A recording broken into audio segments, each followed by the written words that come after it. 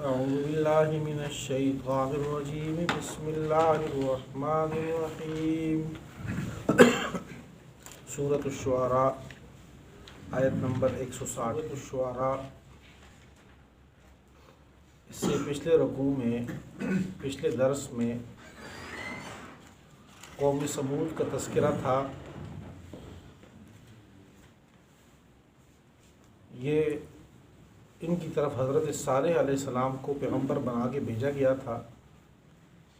یہ قوم بہترین کاریگر تھی، پہاڑوں سے بڑے بڑے پتھروں سے اپنی گھر تراش کے بنایا کرتے تھے۔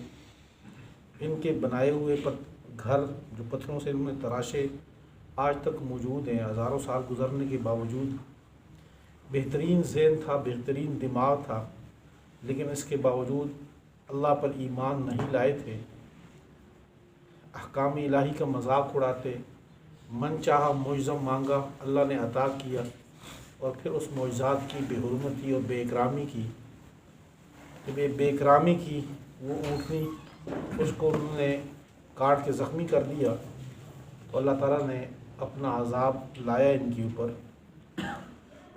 ان کو اللہ تعالیٰ نے نیست و نابود کر دیا۔ اس کے بعد آج کی جو آیات ہیں یہ قوم لوط کے بارے میں ہے۔ اس کا واقعہ ہم نے سورہ اعراف 8ویں سے بارے میں بھی پڑھا تھا، وہاں مختصراً ذکر ہوا تھا۔ اس کے بعد سورہ ہود 12ویں سے بارے میں بہت تفصیل سے ذکر تھا ان کا واقعہ۔ اس کے بعد آگے جا کے سورہ حجر میں 14ویں سے بارے میں ان کا ذکر پھر آیا تھا، حضرت لوط علیہ السلام کا، اور اب یہاں پہ سورۃ الشعراء میں ان کا ذکر آیا ہے۔ یہ وہ قوم تھی جو اپنی فطری خواہشات کو جائز طریقے سے جو اللہ تعالیٰ نے بنایا ہے ان سے پوری کرنے کے بجائے غیر فطری خواہشات اور غیر فطری ذرائع ڈھونڈنے لگ گئے۔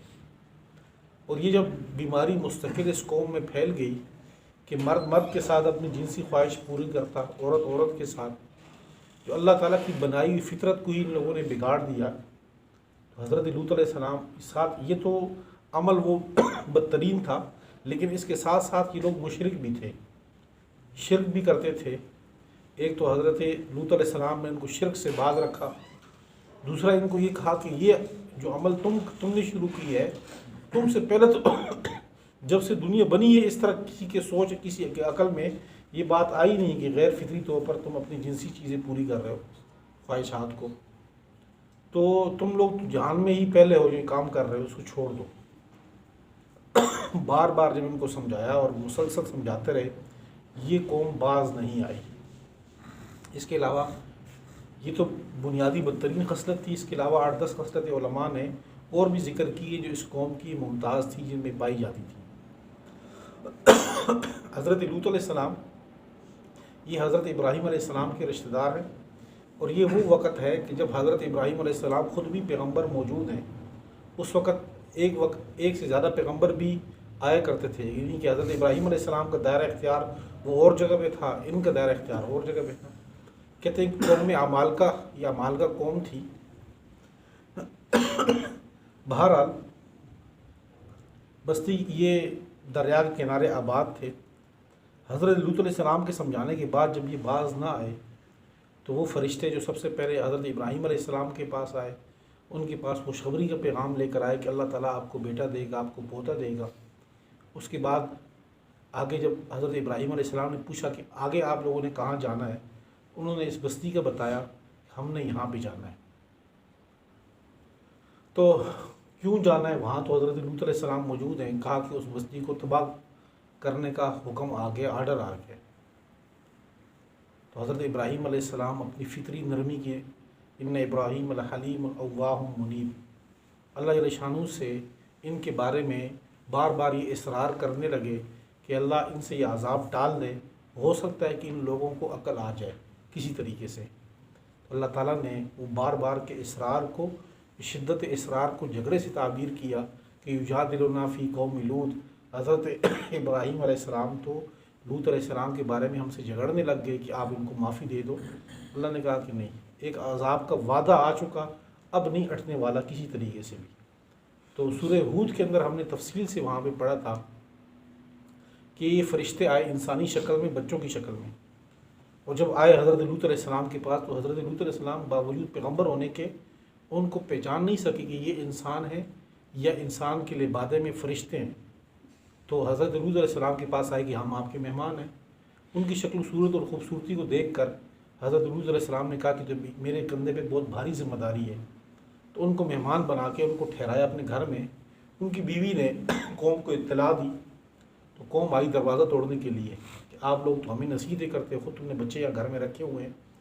تو حضرت لوط علیہ السلام نے کہا کہ قوم کی بیٹیاں یہ میری بیٹیاں ہیں، تمہارے گھروں میں ہیں، اپنی اگر خواہش پوری کرنی تو ان سے جو اللہ تعالیٰ نے نکاح کا جائز طریقہ مقرر کی ہے اس سے کرو، بجائے اس کے کہ تم لوگ یہ کام کر رہے ہو، غلط کام نہ کرو۔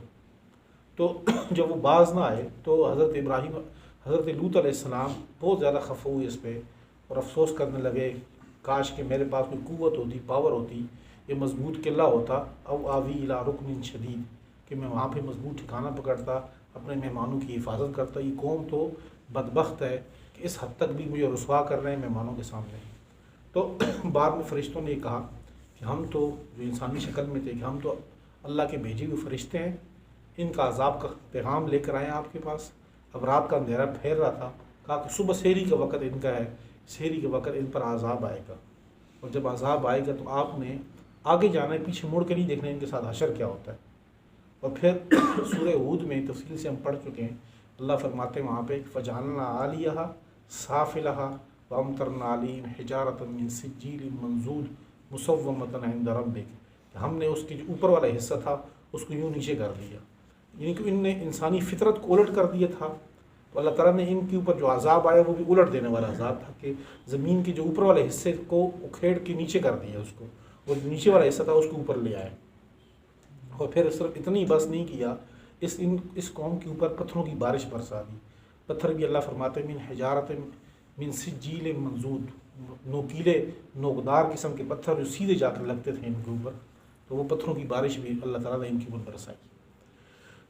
قرآن پاک میں جا بجا سابقہ اقوام کے یہ واقعات میرے اور آپ کے لیے دعوت فکر ہے کہ یہ تو اللہ کا شکر ہے، جتنا ہم اس پر شکر ادا کریں اتنا کم ہے کہ اللہ تعالیٰ نے مجھے اور آپ کو امام الانبیاء حضرت محمد صلی اللہ علیہ وسلم کی امتی بنایا ہے۔ یہ ان کی دعاؤں کی برکات ہے قیامت تک کہ یہ امت اکٹھی کسی اس پہ ہلاک نہیں ہوگی، وگرنہ جو سابقہ ہم پڑھ رہے ہیں کہ بھی ناپ تول میں کمی، فلانا گناہ، یہ مسلسل ہم میں موجود ہے۔ تو یعنی ہم خود عذاب کو دعوت دے رہے ہیں کہ گویا کہ اللہ کے سامنے کہہ رہے ہیں کہ آپ کا عذاب کب آ رہا ہے۔ صرف اللہ کا عذاب، وہ دعائیں جو سابقہ آپ صلی اللہ علیہ وسلم مانگ چکے تھے ہمارے لیے، اس کی وجہ سے ساری قوم، ساری امت ہلاک نہیں ہو رہی، وگرنہ ہم نے اپنے اس میں کوئی کمی نہیں کی۔ حدیث میں آتا ہے، ایک جگہ پر میں نے حدیث پڑھی، کل امتی معافت الا المجاہرون او کما قال رسول اللہ صلی اللہ علیہ وسلم۔ اللہ کے پیارے پیغمبر فرماتے ہیں اس کا مفہوم ہے میری تمام امت جو خطا کار ہے اس سب کو معافی ہوگی الا المجاہرون، مگر وہ لوگ جو اعلانیہ گناہ کرتے ہیں۔ اعلانیہ گناہ کا مطلب یہ کہ ایک بندہ گناہ کرتا ہے، انسانی فطرت ہے، گناہ ہو جاتا ہے اس سے، تو بندہ بعض اوقات توبہ ندامت اس پہ کرتا ہے تو اللہ گناہ معاف کر دیتے ہیں۔ ایک وہ گناہ ہے جو بندہ اعلانیہ کرے اور اس پہ فخر کا اظہار کرے کہ بھئی یہ میں کر رہا ہوں، جو کچھ کر سکتے ہو کرو، تو یہ اس کو مجاہر بغاوت کہتے ہیں۔ یعنی باغیوں کی معافی نہیں اللہ کے سامنے، جو اللہ کے سامنے سینہ تان کے کھڑا ہو کہ جی میں گناہ کر رہا ہوں، مجھ سے جو آپ پوچھ سکتے تو پوچھ کے دکھا۔ تو اس وقت جو حالات چل رہے ہیں دنیا کے، تو اس وقت ہم اللہ کے عذاب کو خود دعوت دے رہے ہیں، ایسے ایسے گناہ ہم اختیار کر رہے ہیں۔ اور خصوصاً یہ جو حضرت لوط علیہ السلام کا جو واقعہ ہے اس کے متعلق جو آج کل یہ فعل چل رہا ہے، تو پہلے تو یہ تھا کہ چلو کسی کمرے میں کسی پردوں کے پیچھے اگر کوئی ایسے کوئی غلط کام کر رہا ہو تو چلو اللہ سے معافی مانگ رہے، توبہ کی۔ آج کل تو اعلانیہ طور پر قانون سازیاں ہو رہی ہیں اس چیز کے لیے کہ مرد سے نکاح کر لے کوئی مسئلہ نہیں، عورت سے نکاح کر لے کوئی مسئلہ نہیں۔ زندگی بننے کی ہر بندے کا اپنا اختیار ہے، اس کو شخصی اور فطری آزادی ہے، جیسے چاہے جہاں چاہے جس کے ساتھ چاہے جو ہے وہ اپنی خواہشات پوری کرے۔ ابھی جو نئی کابینہ بنی ہے امریکہ کی، اس نئے کابینہ میں ایک وزیر ہے، اس نے انٹرویو دیتے ہوئے اس کی جو انٹرویو ہے اس میں اس نے کہا کہ میں فلانے کی بیوی ہوں، مطلب وہ مرد ہے اور وہ یہ کہہ رہا ہے کہ میں فلانے کی بیوی ہوں، جس کے ساتھ نکاح کی ہے وہ بھی مرد ہے۔ تو یہ اس قسم کا گناہ ہے جو اعلانیہ ہو رہا ہے، یعنی کہ اعلانیہ گناہ اس کی تباہی زیادہ ہے۔ چھپا گناہ وہ تو اللہ اور بندے کا معاملہ ہے، جو اعلانیہ گناہ ہے تو وہ معاملہ پھر عام مخلوق کے وبال سب کے اوپر پڑتا ہے۔ اب کرونا کی شکل میں تو اللہ کا شکر ہے، اللہ تعالیٰ نے اس جگہ کو عافیت بخشی ہوئی ہے، جو صورتحال باہر کے ملکوں میں بنی ہوئی ہے تو وہاں تو اللہ تعالیٰ نے ہے یا نہیں ہے، بہرحال جو بھی صورتحال ہے تو باہر کے اقوام میں اس چیز کا خوف و ڈر بٹھایا ہوا ہے بھی، تب بھی وہاں اموات زیادہ ہو رہی ہیں، ہمارے اللہ تعالیٰ نے حفاظت کی ہوئی ہے۔ اور یہ اللہ تعالیٰ کی ناراضگی ہی ہے کہ ہم دیکھ لیں خانہ کعبہ جیسی عظیم جگہ اللہ تعالیٰ نے وہ مسلمانوں پہ، انسانیت پہ بند کر دی ہے کہ تم گناہ تمہارے اتنے ہو چکے ہیں کہ تم اس قابل ہی نہیں ہو کہ تم میرے گھر میں آ سکو۔ تو اس میں ہم لوگوں نے مزید اللہ کے قریب ہونا چاہیے تھا، ہم اللہ سے مزید دور ہو رہے ہیں۔ تو ہم یہ پڑھتے ہیں قرآن پاک میں واقعات صرف اس لیے تاکہ ہم اپنے اعمال پر نظر ثانی کریں اور اللہ کو راضی کریں، اللہ کے سوا ہمارا کوئی بھی نہیں۔ کذبت قوم لوط المرسلین، تحقیق قوم لوط نے انبیاء کو جھوٹا سمجھا، اس کے پیغامات کو جھٹلایا۔ اذ قال لهم اخوهم لوط، جب ان کی بھائی لوط نے ان سے کہا تھا، الا تتقون، تم کیوں بچتے نہیں ہو اللہ کی عبادت، غیر اللہ کی عبادت سے کیوں بچتے نہیں ہو؟ انی لکم رسول امین، بے شک میں تمہارے لیے پیغمبر ہوں، امین امانت دار۔ فاتقوا اللہ، پس ڈرو اللہ سے، واطیعون، میری اتباع کرو، اطاعت کرو۔ وما اسألکم علیہ من اجر، اور میں نہیں مانگتا تم سے اس کے اوپر من اجر، ان کوئی اجرت، ان اجری الا علی رب العالمین، نہیں ہے میری اجرت مگر رب العالمین کے ذمے۔ اتأتون الذکران من العالمین، آیا تم آتے ہو مردوں کے پاس، من العالمین، جہان والوں سے، پورے جہان میں تمہیں مرد ہی نظر آتے ہیں، ادھر ہی جاتے ہو۔ وتذرون ما خلق لکم، اور تم چھوڑ دیتے ہو ما خلق لکم ربکم من ازواجکم، جو پیدا کیے تمہارے لیے اللہ تعالیٰ نے تمہاری بیویاں، تم اس کو چھوڑ دیتے ہو۔ بل انتم قوم عادون، بلکہ تم وہ قوم ہو جو حد سے گزر گئے ہو، انسانیت کی جو حدود ہے اس کو کراس کر گئے۔ قالوا، تو وہ کہنے لگے، لئن لم تنتہی یا لوط، اے لوط اگر تو باز نہ آیا، لتکونن من المخرجین، البتہ تو ہو جائے گا بستی سے نکالے ہوئے میں سے، یعنی ہم تجھے بستی سے نکال کر جلا وطن کر دیں گے۔ قال انی لعملکم من القالین، حضرت لوط علیہ السلام نے جواب میں کہا، بے شک میں لعملکم، جو تمہارا کام ہے، اس سے من القالین، شدید بیزار ہوں، میں شدید بیزار ہوں، شدید بغض رکھتا ہوں اس فعل سے جو تم کر رہے ہو۔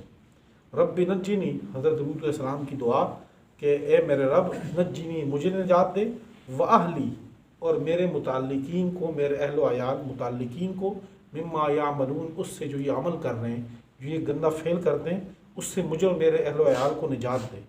فنجیناہ، بس ہم نے ان کو نجات دی، واہلہ، اور اس کے اہل کو، اس کے متعلقین کو، اجمعین، سب کو، الا عجوزا فی الغابرین، مگر ایک بڑھیا فی الغابرین، جو پیچھے رہ جانے والوں میں تھی۔ یہاں بڑھیا سے مراد حضرت لوط علیہ السلام کی بیوی ہیں، جن کا دوسرے مقام پہ بالکل صراحتاً اللہ تعالیٰ نے کی ہے کہ انہوں نے، وہ ان کی بیوی تھی، وہ قوم لوط سے ہی تھی، عقیدہ اس کا درست نہیں تھا۔ ثم دمرنا الآخرین، پھر ہم نے پچھلوں کو تباہ کر دیا، ہلاک کر دیا۔ وامطرنا علیہم مطرا، اور ہم نے ان پر ایک خاص قسم کی بارش برسائی۔ فساء مطر المنذرین، بس کتنی ہی بدترین بارش تھی ان لوگوں پر برسی، المنذرین، جن کو عذاب سے ڈرایا گیا تھا۔ فی ذلک لآیہ، بے شک اس واقعے کے اندر عبرت کا سامان ہے، نشانی ہے، عبرت کا سامان ہے۔ وما کان اکثرهم مؤمنین، لیکن اکثر لوگ ان پہ یقین نہیں رکھتے، ایمان نہیں لاتے۔ وَإِنَّ رَبَّكَ لَهُوَ الْعَزِيزُ الرَّحِيمُ، اور بے شک تیرا رب البتہ وہی انتہائی غالب ہیں، یعنی پکڑنے میں، الرحیم، نہایت رحم کرنے والے ہیں، یعنی مہلت دینے میں۔